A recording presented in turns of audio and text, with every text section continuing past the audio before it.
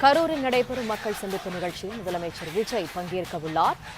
கரூரில் தாவேக மற்றும் அரசு சார்பில் 2 நிகழ்ச்சிகளில் இன்றைய தினம் பங்கேற்கிறார் விஜய். முழு விவரங்களுடன் இணைக்கிறார் செய்தியாளர் ராஜகுமரன். விவரங்கள். கரூரை தமிழக முதலமைச்சர் நெருங்கியிருக்கின்றார் என்பதை பார்த்து வருகின்றோம்.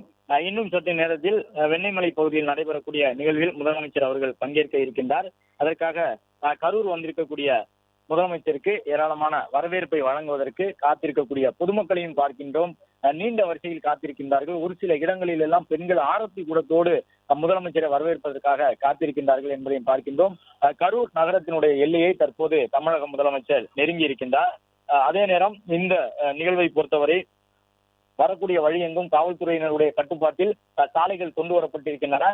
பொதுமக்கள் அந்த காவல்துறையினர் சொல்லி இருக்கக்கூடிய நடைமுறைகளை பின்பற்றி முதலமைச்சர் செல்லக்கூடிய அந்த வாகனத்தை பார்ப்பதற்கு முழு அனுமதி வழங்கப்பட்டிருக்கின்றது. முதலமைச்சருடைய பாதுகாவலர்கள் வாகனங்கள் மட்டுமே பின்பக்கம் தொடர்ந்து வரக்கூடிய காட்சிகளை காணுகின்றோம். கட்சியினர் சார்ந்த வாகனங்கள் பெரிய அளவில் அனுமதிக்கப்படவில்லை என்பதையும் பார்க்கின்றோம். முதலமைச்சரை நெருங்கி செல்வதற்காக பலரும் முயற்சிக்கின்றார்கள். ஆனால் காவல்துறையினர் அவர்களை அனுமதிக்கவில்லை என்பதை பார்க்கின்றோம், பாதுகாப்பு காரணங்களுக்காக. ஏனென்றால் முதலமைச்சருடைய இந்த பயணத்தை பொறுத்தவரை கரூருக்கான பயணமாக இருப்பதால் ஏராளமான பாதுகாப்பு நெறிமுறைகள் பின்பற்றப்பட்டு வருகின்றன. தற்போது கரூர் நகரத்தினுடைய நுழைவு வாயிலாக கருதப்படும் சுக்காலியூர் பகுதியை முதலமைச்சருடைய வாகனம் கடந்திருக்கின்றது. கிட்டத்தட்ட கரூர் மாநகர எல்லைக்குள் முதலமைச்சர் வந்துவிட்டார் என்பதை பார்த்து கொண்டிருக்கின்றோம். கரூரினுடைய நுழைவு வாயிலாக கருதப்படக்கூடிய சுக்காலியூர் பகுதியில் தான் தற்போது முதலமைச்சரை வரவேற்பதற்காக ஏராளமானவர்கள் காத்திருக்கின்றார்கள். அரங்கிற்கு அருகிலே முதலமைச்சருடைய வாகனம் சென்றிருக்கின்றது. கரூர் மாநகருக்கு ஒரு முக்கியமான நேரத்தில் பயணத்தை மேற்கொண்டிருக்கின்றார் தமிழக முதலமைச்சர். இன்னும் சில நாட்களில் கரூருக்கான தேர்தல் அறிவிக்கப்பட உள்ளது.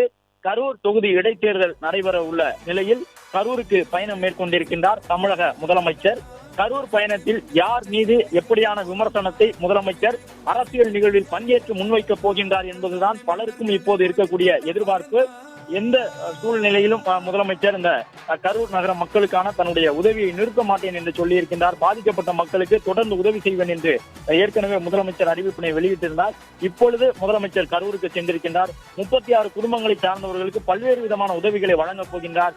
கரூர் சுக்காலியூர் பகுதியை கடந்து அரங்கிற்கு அருகே முதலமைச்சருடைய வாகனம் வந்திருக்கின்றது என்பதை பார்க்கின்றோம். கரூருக்கு யார் சென்றாலும், எந்த அரசியல் கட்சியை சார்ந்தவர்கள் சென்றாலும் கரூரில் அதிகம் விமர்சிக்கப்படக்கூடிய சில அரசியல் தலைவர்கள் இருக்கின்றார்கள். குறிப்பாக திமுக மீது முதலமைச்சர் கடும் விமர்சனங்களை முன்வைப்பார், அதுதான் வழக்கம். கரூருக்கு செல்லக்கூடிய நிலையில் முன்னாள் அமைச்சர் செந்தில் பாலாஜி தொடர்பாக ஏதேனும் கருத்துக்களை முதலமைச்சர் கண்டிப்பாக பேசுவார் என்று எதிர்பார்க்கப்படுகின்றது. ஏனென்றால் ஆட்சி கவிழ்ப்பு முயற்சியிலே முன்னாள் அமைச்சர் செந்தில் பாலாஜி ஈடுபட்டார் என்ற ஒரு குற்றச்சாட்டு இருந்து வருகின்றது. காவல்துறை விசாரித்துக் கொண்டிருக்கின்றது. நீதிமன்றமும் அது குறித்து வழக்கை கையில் எடுத்திருக்கின்றது. காவல்துறை விசாரணையில் ஆதாரங்கள் சிக்கி இருக்கின்றன. இந்த நிலையில் தன்னுடைய ஆட்சியை கவிழ்ப்பதற்கான முயற்சியில் ஈடுபடக்கூடிய செந்தில் பாலாஜியின் சொந்த ஊருக்கு முதலமைச்சர் விஜய் இன்று செல்லுகின்றார். எனவே அது தொடர்பாக என்ன கருத்தை பேசப் போகின்றார்? கரூர் சம்பவத்தில் இருந்து மீண்டு வந்து தொடர்ந்து தேர்தல் பரப்புரையில் ஈடுபட்டு தமிழ்நாட்டின் முதலமைச்சர் ஆகியிருக்கின்றார். பல்வேறு சவால்களுக்கு இடையில் தான் அவரால் முதலமைச்சர் ஆக முடிந்தது. கிட்டத்தட்ட 5 முறை ஆளுநர் மாளிகைக்கு சென்று முறையிட்ட பிறகுதான் முதலமைச்சராக வர முடிந்தது. இந்த சூழ்நிலையில் இப்படியெல்லாம் வந்திருக்கக்கூடிய ஆட்சியை கவிழ்ப்பதற்கான ஒரு முயற்சி நடைபெறுவதாக தமிழக அரசியலில் ஒரு பரபரப்பு எழுந்திருக்கின்றது. காவல்துறை பல லட்சம் அளவுக்கு, பல கோடி அளவுக்கு அதற்காக பணம் புழங்கியிருப்பதையும் கண்டறிந்து வழக்குகள் எல்லாம் பதிவு செய்திருக்கின்றார்கள். எனவே இந்த ஆட்சி கவிழ்ப்பதற்குரிய முயற்சிகள் நடைபெறுவது காவல்துறை விசாரணையில் தெரிய வந்திருக்கக்கூடிய சூழ்நிலையில் அதற்கும் கரூர் நகரத்திற்கும் நெருங்கிய தொடர்பு உண்டு என்பதையும் காவல்துறையினர் எடுத்து கூறியிருக்கின்றார்கள்.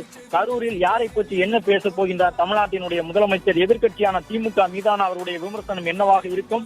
முன்னாள் அமைச்சர் செந்தில் பாலாஜியை மட்டும் விமர்சிப்பாரா? அதையும் கடந்து மற்ற அரசியல் தலைவர்களையும் விமர்சிப்பாரா என்பது உட்பட பல்வேறு எதிர்பார்ப்புகளை எகிர வைத்திருக்கக்கூடிய கரூர் பயணத்தை தமிழக முதலமைச்சர் இன்றைக்கு மேற்கொண்டிருக்கின்றார். அரங்கிற்கு அருகிலே முதலமைச்சர் வந்துவிட்டார். காவல்துறையினர் கடும் பாதுகாப்பு நெறிமுறைகளை பின்பற்றி இருக்கின்றார்கள்.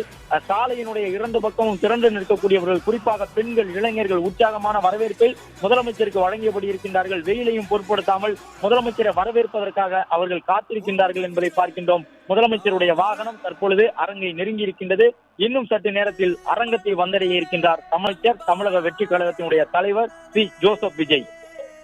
பிளே ஸ்டோர் மற்றும் ஆப் ஸ்டோரில் இருந்து பாலிமர் செயலியை QR கோடு மூலம் பதிவிறக்கம் செய்யுங்கள். செய்திகளை உடனுக்குடன் பெறுங்கள்.